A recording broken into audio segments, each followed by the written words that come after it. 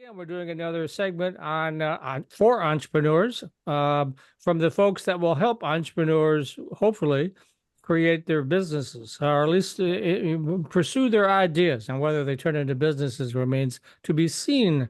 So we have Bill Mayer on now, and he's the senior vice president of entrepreneurial services at Ann Arbor SPARK. Spark is one of, I'm not sure how many of them there are. How many accelerators slash smart zones are there in the States? Something like 15 or 20, right?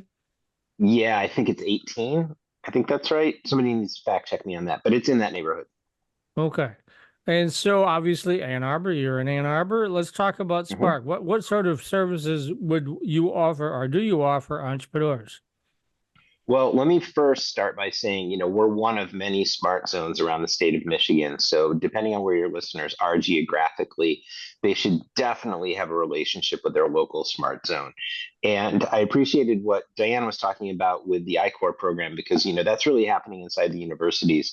And the reason smart zones exist is because the state of Michigan identified supporting early stage technology companies as a good strategy for future prosperity for our state. And they looked for regions that had a research university, but then also had a community. And the goal is to bridge the university and the community to create commercially viable businesses like you're talking about. And I think that's a huge competitive advantage we have in Michigan. So I think we need to talk about that more. So thank you for this platform. So Spark is part of the Ann Arbor Ypsilanti Smart Zone. And we exist and are funded by the state of Michigan through kind of a complex mechanism, as all of us are, to essentially be here to help early stage scalable technology companies. And so we can work with companies that are just an idea on a napkin, as you alluded to, Mike, to companies that are, have several $1,000,000 of revenue every year. They've raised venture capital, all of that. Eventually they outgrow us. But to anyone who's ever launched a startup, you're never done, right? You don't reach $5 million of revenue and then all your problems are solved. They just get a lot more complex. So luckily, Spark, we're kind of unique in that we have our large company support and our early company support together under one banner. So when a company outgrows me, they can start working with another team at Spark. And we even have a team that makes direct investments. But I'm talking about services here today, which the smart zones are restricted to. So we can do a whole host of things to support our local entrepreneur community. One of the earliest things we'll do is we have an entrepreneurs boot camp, which is similar to the I-Corps program, although a little bit more, a little bit later in the commercialization pathway, perhaps for a lot of these companies. So we actually will have companies in our boot camp that are former I-Corps participants, but it's we're not asking companies to do anything that they shouldn't do on their own. We're just putting them together as a cohort and giving them a ton of support along the way.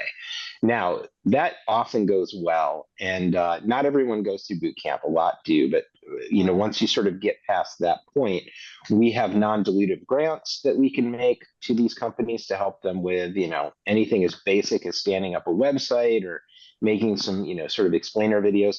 Two, and this is probably the bulk of what we do, Spark maintains a network of serial entrepreneurs, subject matter experts, and vendors that are extremely helpful to the early stage technology companies. And so if somebody says, I've got a problem, I don't know how to solve it, we can, tap into our network to try and find the right person to help them identify the resource and create the solution. We can actually pay for that expert's time. That's when I say the non-dilutive grants. Let's say they need somebody in, photovoltaics that understands the lighting space, that can really help them sort of sort and identify who an early customer would be that they could validate with. We have somebody like that in our network. We can pay that person for their time to help that company to achieve the milestone that they're looking for. The other thing we can do, and this one I find very important, we always say we're looking for more serial entrepreneurs. Somebody who's grown a company, had a successful exit. What do they do next? And so when someone leaves a company, we view them as sort of at risk a little bit from moving to California, moving to another coast, pick a coast, right? We don't like it when our people leave our community. And sometimes they feel like they have to do that because they're looking for their next thing. And so what we try and do is create a program, or what we have done is create a program that engages those people to work on the next generation of startups. They're sort of these experts that can work with these early nascent companies, provide the experience and advice that they learned growing their 1, 2, or 3 companies prior. And it really helps the company's ability to figure things out faster than they might, or some things that they wouldn't figure out on their own did they not have that sort of senior experienced input.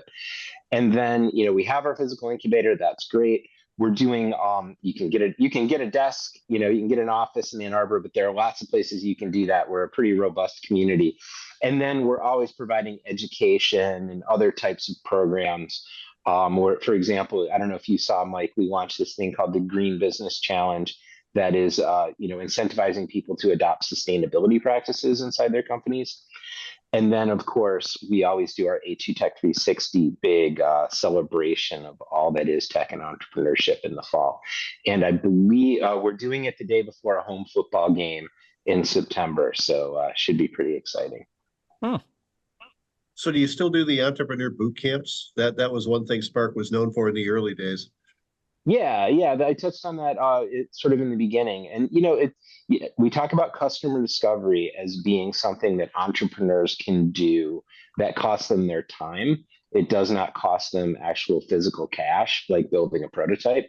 So, the boot camp experience is usually about validating what your idea and your go to market and who your addressable market is, just making sure that's all worked out before we start spending money on building product and hiring staff and things of that nature. What would you say are some of your greatest successes with Spark? Companies that have gone through Spark that have gone on to whatever? Name a few. Oh, you're gonna make me pick my favorite child, Mike. Yep, How am I supposed to do that? I mean, okay, so the one that everyone recognizes, actually I'll pick on two. Duo Security and LlamaSoft were two huge, just massive exits in Ann Arbor. And if you look at what the two founders are doing, Doug Song and John Oberheide, they are just sort of like shoulders deep in investing in the Ann Arbor community. And, Doug Song is working at the federal level with the EDA, trying to affect change, doing great work in Detroit. John Oberheide is, sort of advising and is on boards and, assisting new companies. Duo Security obviously was a huge success that Spark was very glad we could assist on their journey. Same thing with Don Hicks. It was great to assist LlamaSoft, but, you look at him now with the Blue Llama Jazz Club and all that, that's exactly the sort of economic, sort of amplification you get with these successful exits. But then if I look at, there's a company called Ground Speed Analytics that was acquired. And the guy who founded it, who started in our Entrepreneurs Bootcamp, is he's already started his next company. It's called Tropolis, and we're already starting to work with them. And you look at how much time it took to build Ground Speed Analytics, which was working inside the insurance innovation space, and so is Tropolis. It's working in the innovative insurance space, and they're literally moving 3 times as fast as they did with the Ground Speed one. And they're already raising capital. They're already doing that.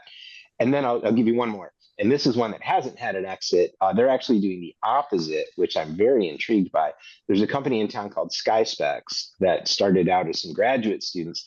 I love them. Guys, if you're listening, please don't take this personally. But you remember when you were, sort of PhD candidates and you had no freaking idea what to do with an autonomous drone that could pick up a jump drive in a smoky room, which was the challenge you had? And they, through advisors and actually through iCore, Diane, they're very helpful. They were turned on to, and through the customer discovery process, they kind of tripped over this idea that maybe we could inspect wind turbines. Man, was that a good discovery. I mean, they're over a 200-person company now in Ann Arbor. They've got 2 buildings downtown. And I said they're noteworthy because, listen to this, they just acquired a company. So, startups can go one way where they get acquired or they have an exit, but we're actually starting to see companies acquire other startups in Ann Arbor, which is pretty cool. Okay. Well, and I know Doug Song is also, I mean, the duo security success has also created a good sized foundation too, because that's a big Yeah. foundation now, the Song Foundation, and it's Yeah. making The a lot of song great gifts. there's really two. The Song Foundation is fantastic, but then there's also the Michigan Founders Fund, and that's an opportunity to pledge 1% of your capitalization table of your shares to this fund, so that if and when you would have a successful exit, there's all sorts of like community enhancement type activities they would do with sort of their shares after maybe they IPO, maybe they get acquired, whatever. Liquidity is a result, and they do useful, helpful things for our community when that happens.